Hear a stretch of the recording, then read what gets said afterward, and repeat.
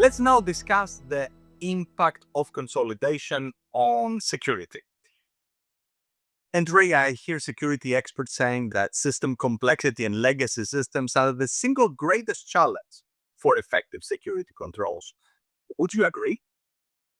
John, you're absolutely right. I mean, we're in a situation where when you have so many different systems, right, you're fragmented in terms of data. Your attack surfaces are huge. And basically, what you're really trying to do when you're locking down security is you're trying to reduce that exposure. And so one of the things that we see in every organization right now is think about all the logins you actually need for 45 or 145 systems. Think about all your access points for potentially any kind of prompt injection, cybersecurity threats, exposure to existing systems. That's a huge issue organizations have to think about.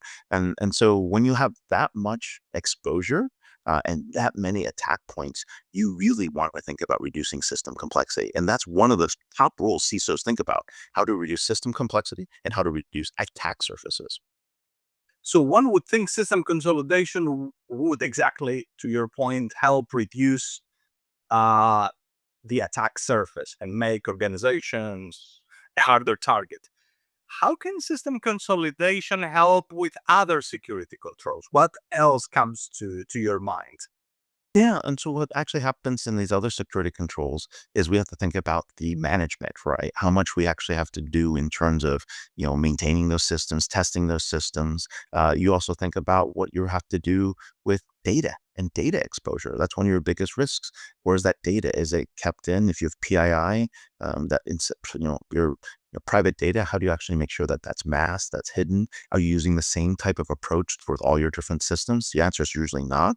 How do we actually simplify compliance and checks when we actually do any kind of audits? All this information is very complicated. In today's data environment, what you're trying to do is streamline the data environment so that you can then meet any compliance requirements and any country requirements, and more importantly, be able to protect that information. You want data encryption in, data encryption out. You want to make sure systems are able to do that. System consolidation helps because applying that same approach to potentially 45 systems or 145 systems is a challenge. With AI, it might be a little bit easier, but the level of complexity working with each system and the nuance of each system, that's where people get often stuck with.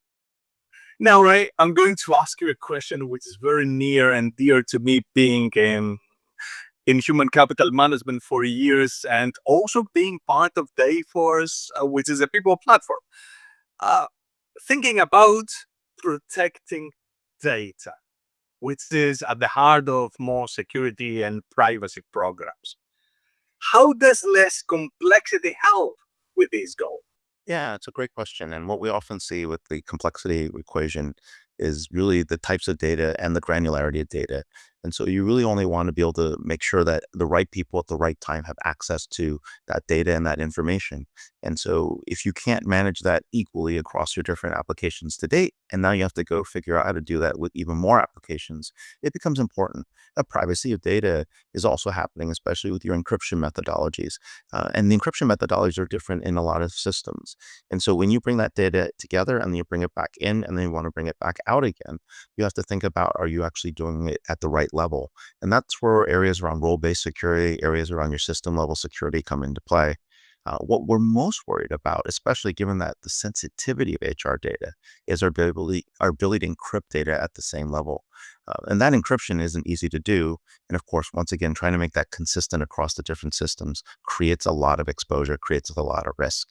Uh, Now, the flip side is you want to make sure people have easier access to that information. You don't want to lock down all the data so nobody can get to it because your employees need to get to it, your partners need to get to it, other suppliers need to get to that information.